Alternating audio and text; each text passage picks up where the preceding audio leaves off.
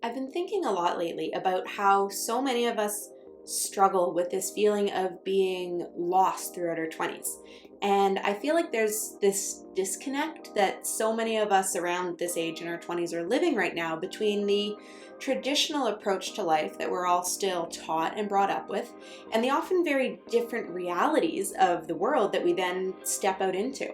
I feel like we're still taught this framework of finish school and get a degree, get a long-term job with a good company, get married, start a family, get a house, and so on. But in many cases, we're met with a world where this is barely possible anymore.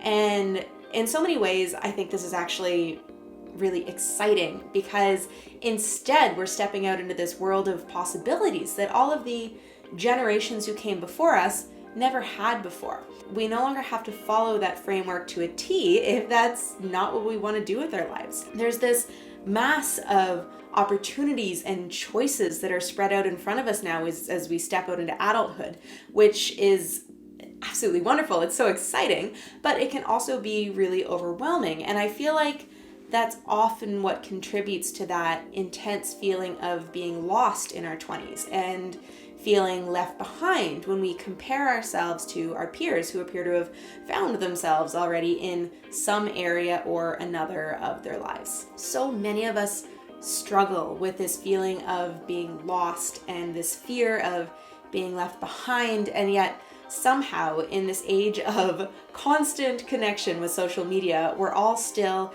acting like little tiny islands with these feelings and not realizing that almost everyone else around us is feeling the exact same thing in some way or another. Personally, I'm nearing the end of my 20s now. I turned 29 this year, which is crazy. And when I reflect on it, I realize that there are three distinct choices that I made over and over again that really helped manage those feelings. And that if I were able to send a note back in time to past me, I would tell my 20-year-old self to be consciously aware of making these three key decisions and to make them over and over again to help myself through the rough patches where I was feeling lost and to lose less time to feeling unsure if I'm headed in the right direction. And hopefully, I think some of these might be helpful to you as well if you're navigating your 20s and trying to choose the right path for yourself. I hope you find these three lessons valuable if you're in this season of life yourself, and make sure that you stick around to the end of the video for my favorite one. Before we dive in though, I want to say a quick hello and welcome to the How to Adult Show. I'm your host, Corey Fowler, and this is your source for all the important adulting life skills, like personal finance, that you wish someone had just taught you in school. So make sure you hit subscribe, and let's get started. Lesson number 1. This is an opportunity to try as many new things as possible. You may not know what you want to do yet, and that's completely okay. Whether that's with your career, your relationships, your personal hobbies and skills, whatever it is, it's all completely okay. This truly is the perfect time to stretch yourself out of your comfort zone, to try as many new things as possible, to connect with new people in new ways, and especially to try the things that you have always said you would never do. Because sometimes those are just the things that you do in fact need to do in order to grow and discover new things about yourself. In my 20s, I often decided to say yes over and over and over again, and honestly, I wish that I had said yes to even more still. I tried new things that I enjoyed, didn't enjoy, things that I thought that I would hate or that I even did hate at the start, but then learned so much from them. I lived in different places. I tried 3 different degrees and only finished one of them. I ran more than one business. I traveled alone. I traveled with friends, with family. I learned new skills that I'd always wanted to learn, like diving. I learned new skills that I thought I would hate, but then I ended up loving, like pole fitness. And I routinely pushed myself and my resilience to the limit by doing things that terrified me. like going on solo backcountry camping trips, or starting businesses, or forcing myself to speak at group events and meetings. That was one of the most terrifying things for me. This past decade, I have done and tried so many different things, and I honestly have not regretted a single thing that I have tried. And I wish that there had been more time to try even more things. And the reason that I recommend doing this, the reason that I recommend throwing yourself at as many new opportunities as possible with this single-minded abandon and definitely a yes person attitude, is because it does help with that feeling of being lost that I was talking about. Somewhere along the way, I realized that for me, feeling lost directly coincided with feeling static or stuck in my life. And whenever I felt stagnant and like I wasn't learning and growing and adding new experiences and stories to my life, then that fear of being left behind that was in the back of my head would start to creep up. And I would start to find myself feeling paralyzed by these feelings of directionlessness and not being sure which direction I should go. You know, what if I picked the wrong one? That's always what was in the back of my head. And what I learned to do is to keep moving and learning and growing and working really hard not to go static. I took on the saying, an object in motion stays in motion. And the best way to get out of those doldrums of feeling lost is to take action. And the best part of this is that I mean any action. You cannot choose the wrong direction, because the very act of taking action, how many times can I say action? The very act of taking action on something will start to propel you forward again. And that lost feeling will be left behind and it will start to fade. Not permanently, just to be clear. When you start to go stagnant again, it's like this mist that starts to creep back in. But in my experience, the best way to get rid of it again is to go take action and to do the thing. Anything, just go do the thing.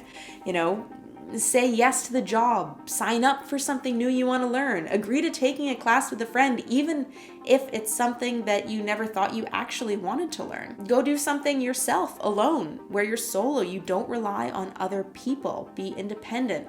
And the best one is to go and identify something that scares the living daylights out of you and to go do it. Lesson number 2 is that every choice is a sacrifice, and you need to learn to be okay with that. I want you to sit there with the fact that every single choice you make is going to be a sacrifice in some area or another of your life. You cannot have it all. And you need to sit with that fact until you learn to be okay with it. And make sure you don't let regret for the things you've sacrificed along the way shape you more than your appreciation for the things that you have chosen to say yes to. Every single choice that we make to say yes to something will also say no to something else, and you cannot let that rule you. There are so many things that we all want to do and be and see and experience, especially these days. It's so much harder with social media showing us all of the other things that other people are doing and being and seeing and experiencing in a way that makes it all look so great and so glamorous in their lives. But if you've made a choice for your life that has sacrificed another area, you need to learn to be okay with that. Or if you can't be okay with that, then to change course and to try another decision. Instead of letting yourself feel lost or behind in an area of your life that you haven't actively chosen to pursue. And we all do this sometimes, and when I really sit back and look at it, it's kind of ridiculous. And it's a perfect example of how we have to choose to have control over our own perspectives. We can either choose to focus on the opportunities that we missed, or to be grateful for the things that we said yes to and how they've shaped our lives. For example, when I graduated university, I knew a lot of people who were going backpacking for a year or more. And I absolutely wanted to travel, 100% yes, absolutely. But I also knew that I wanted to start my own business and to start to build some semblance of security and job security for myself early on. I knew that I would have an advantage by starting a business while I was young. I knew that I had almost no responsibilities at all at that point in my life yet, and that this was my chance to take a risk and to bet on myself. I still clearly remember saying no to a good friend of mine who wanted me to travel with her for a year, and that was so hard to do. It was so hard not to say yes to that opportunity. Instead, I moved home and dedicated the next few years to building and scaling my first business. Honestly, I don't regret it for the world, but I absolutely could. I could choose instead to regret not getting to see 50 different countries by the time I turned 30, or on days when I felt like the business was going nowhere and I was seeing all these photos on social media of friends doing amazing things and traveling and having amazing experiences. I absolutely could have let myself feel huge FOMO, but I would check in to see if I wanted to change my decision, if I wanted to stop what I was doing and close down the business I'd been working on and go and move to Australia instead and be a dive master. What I found was I always centered back on the decision that I wanted more than anything, which was a head start on running my own businesses while I was young. By sticking with this, that business within just a couple of years gave me the freedom to take great trips every year and gave me the ability to choose my own length and time of vacation and to travel without feeling absolutely strapped for cash all the time, and to travel while I was still doing other things and achieving other goals that I wanted in my life, working towards things like saving for my future house, saving for retirement. And this is the choice that I made and the sacrifice that also came along with it. Honestly, practicing gratitude for the life it has so far allowed me to create for myself far outweighs the overall FOMO that I felt quite often, to be honest, about all of the other things that I sacrificed for it along the way, even if it didn't necessarily feel that great making that choice every single day, day in and day out. Lesson number 3 is to learn hard life skills from real teachers and resources. Over time, I came to realize that a lot of the things that I felt lost about were actually rooted in hard life skills that I didn't have a good foundation of knowledge in. And I think that's the case for a lot of other people too. And that's actually part of what compelled me to start my most recent business, this one, the How to Adult School, in the first place. We go through this long education process with this shining light at the end of the tunnel of graduation and adult life that kind of pulls us onwards through that part of our lives. And we're constantly being told that our school years are preparing us for our work and our lives as adults. But then many of us graduate and step out into the world and realize that we have absolutely no idea whatsoever what we're doing. And this is because in school, we don't actually learn a lot of the hard life skills that we need to thrive out there in the adult world.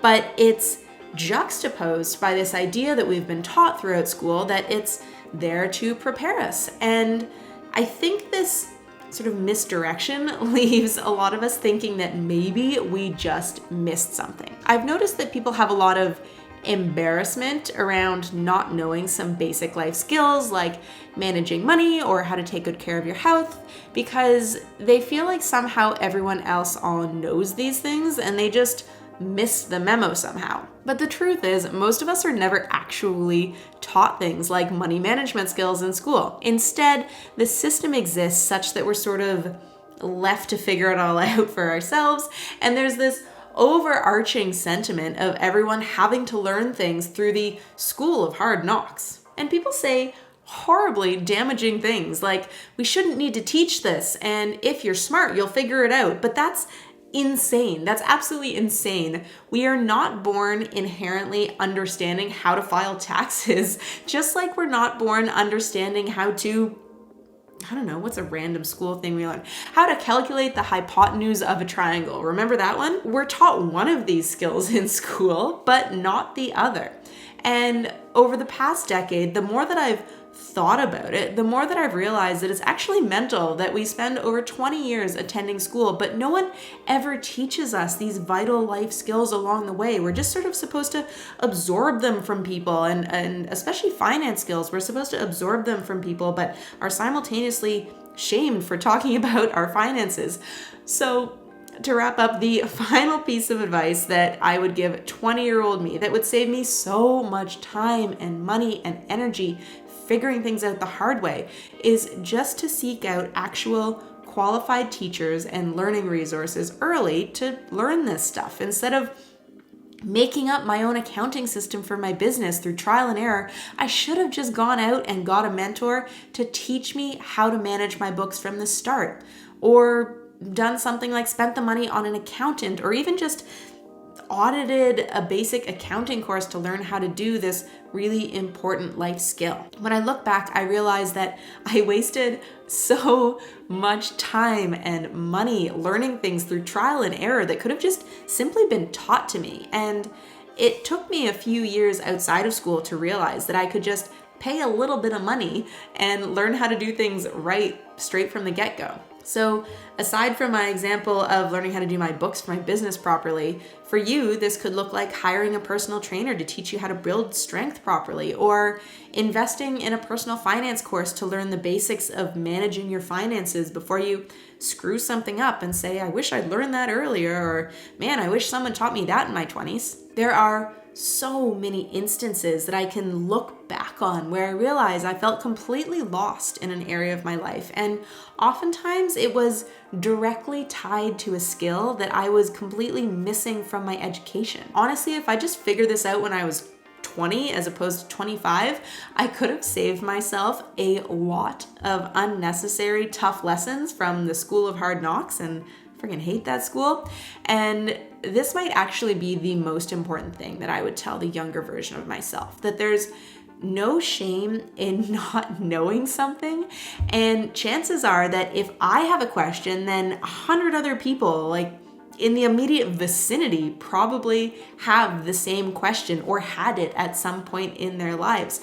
And that the formal learning process doesn't finish when you get that graduation certificate, and that this is something that we all just need to embrace and enjoy, because we have to continue investing in ourselves and our educations over the course of our adult lives. That's part of it. It doesn't just stop when you graduate and you're no longer a kid, now you're an adult, because chances are that if we're feeling lost, there's someone that we can turn to or something that we can do to help us move past that feeling. So hopefully, if you have been feeling at all lost in your life, one of these 3 lessons that I learned in my 20s will be inspiring and helpful to you. If you connected with this episode and enjoyed it, please remember to subscribe, like, and comment on this video.